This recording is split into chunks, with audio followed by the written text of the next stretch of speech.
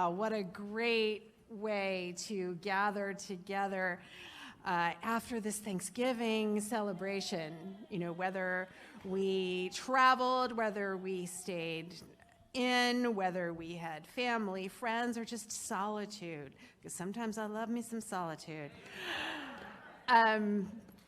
We had some time to spend in our hearts feeling the gratitude. So welcome everyone to coming back in to this community on the end of the holiday celebration. My name is Reverend Pam Gutierrez, honored and blessed to serve as the Associate Minister of this loving community. And you know, as we are seeing Thanksgiving in the rearview mirrors, I'm wondering just how many of you spent the very next day prepping for Christmas? Who woke up on Black Friday morning like, all right, time to get that tree up, time to get the decorations out of the garage, time to get out to the shopping mall, or at least online? Yeah? Yeah? Okay. Now, who didn't even wait until Friday morning? Yes, we are in the holiday spirit, right? It's like this one long celebration from Halloween into Thanksgiving and on to Christmas. And in fact, our kids zone has been prepping for Christmas already as well. They have been practicing their Christmas pageant. Shantae told us a little bit about that this morning. And so have other youth and family ministries around the world. As a parent and a former youth and family ministries facilitator and director, evidenced by this photo of my kids in 2011, it is both a stressful and a rewarding task. Now, I'm going to share with you a description that I received via email from my friend Doris, who is at my former church in Oregon. She writes, "Good morning to Pam from way out west in rainy, chilly Oregon." Okay, already I'm grateful that I'm here in sunny Florida, right? I just wanted to let you know how the children's Christmas program is progressing, as our first full rehearsal happened yesterday. This was a couple weeks ago. Only a handful of kids showed up last Sunday morning to start working on the play, and we had gathered props for just a few. Well, all the expected kids showed up early, and then another family with 2 kids arrived, and another family with 3 kids, and another, and another, and another. And before long, we had 20 aspiring actors in the room when we started the rehearsal, including the little boy who had eagerly accepted the role of dog last Sunday, and he had apparently been practicing his barking all week.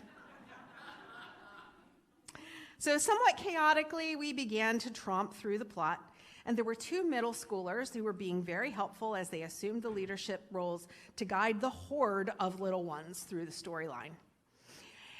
So I asked who wanted to play the role of Mary, and one tiny little 3-year-old girl jumped up and volunteered. Oh, I looked around for a possible other child, an older child, but nobody wanted the role. So then I asked for Joseph, and Barry, a middle schooler who had repeatedly said he'd help, but he could just not possibly appear on stage, much less say anything. Barry jumped up and said, I want to be Joseph. And he asked if he could wear a mask on stage. I readily agreed, so he gently took the hand of the diminutive and silent Mary and started walking towards the stable. I instructed Mary to pick up the truly bedraggled baby doll that was our baby Jesus, but she curled her lip in horror, refusing to touch it. Joseph wouldn't touch it either. So I asked Tammy, one of the middle schoolers who was serving as a stagehand, to please get the baby and put him in the manger. And with this, Dolly was flung over the heads of the horde of aspiring little actors and landed in the manger. On we went. called for shepherds. Nobody wanted to do that, but they liked the idea of being sheep.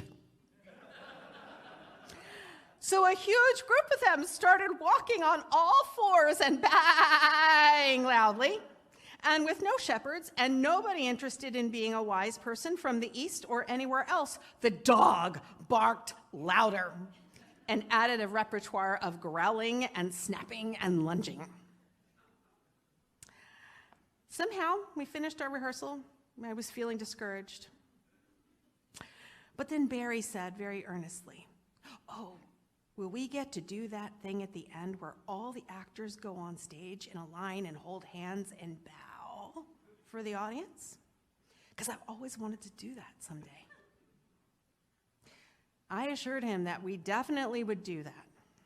So it looks like we will be helping him fulfill a lifetime dream of performing on stage and getting applause when he takes a bow. Now my belly hurts from laughter, and my heart is full, and I'm grateful and feel blessed to have partnered with Doris on so many youth and intergenerational projects. She's a retired teacher and a children's librarian, as well as a very talented puppeteer. She's a brilliant example of someone who has found her purpose and gives in service. And we're closing our series on the 4 T's today with this topic of tithing of our talents. It means to discern your gifts, these gifts which you have been blessed, and match them to sacred service opportunities, to find your purpose and give in service.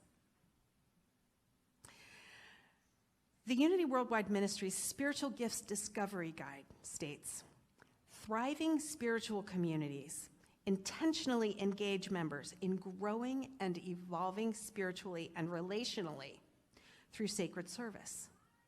This is far beyond mere volunteering." In other words, your personal development, your personal spiritual development, and the spiritual development of the whole community expands as you determine who you were sent here to be. Does anybody out here have a personal mission statement? Some of you do, but even if you don't, you can probably identify what brings you joy, how you feel fulfilled, or what you're good at. What are your character strengths? Those can tell you what your spiritual gifts are. And on the screen now are just a few possibilities of what those spiritual gifts might be. Could be any of those, or it could be peacemaking, healing, collaboration, assisting. That's a gift, to be a good assistant. These are just some ideas. In the first letter of Peter, chapter 4, we read, "As each has received a gift, employ it in serving one another as good managers of the grace of God in various forms." Because each of us has unique gifts and talents to share. And all of them are valuable and necessary. First letter to the Corinthians says, "There are many members, but one body." Unity co-founder Charles Fillmore gives us the metaphysical interpretation that there is only one body in the universe. We are each a member of that body. The body of Christ attains perfect expression when each member, each individual, steps fully into their Christ nature, which means to find your purpose and give in service. So we've talked about discerning your gifts. So now what do you do with them? In the Gospel of Matthew, Jesus shares the parable of the talents. Now, a talent was an old measure of money. And there was a rich man who was going on a trip, and he entrusted all his goods to his servants. To one servant he gave 5 talents, and another he gave 2, and another he gave 1. And these were all according to their capabilities. Now, the servant who received 5 immediately went out and started trading, and he doubled the money. Likewise, the servant who had received 2 went out and doubled his money.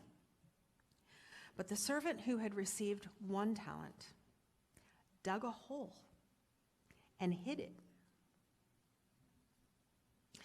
And upon the master's return, the servants who had made a profit were told, "Well done, well done." But the servant who only returned what he had been given was thrown out into the darkness. So metaphysically, this story illustrates that we have within us the capacity to increase our knowledge of divine mind, our knowledge of ourselves. The servants who were told, "Well done," demonstrated the right use of those capabilities. The servant who hid his talent failed to use the capacity that he was given. Thus, we are each called to multiply our gifts by finding our purpose and give in service. And here are some examples and some invitations to serve. Now, on Thanksgiving Day, from this community, over 40 representatives from Unity on the Bay served at branches to prepare and deliver meals to those living in poverty through our Angels Everywhere ministry. Can we give a round of applause to our servers? Now, the next opportunity to be part of that team is for our Christmas toy drive, which is gearing up now. So is generosity one of your gifts? Or maybe teaching or assisting or just plain joyfulness is something that you're good at and like to share. Well, our Kids Zone attendance has grown, and we are ready to train classroom facilitators. Yeah. So you also see our hospitality team serving every Sunday, the choir, the prayer chaplains, all of the other teams that pull together to bring you a jubilant Sunday experience. Let's just take a moment and be grateful for everybody involved here.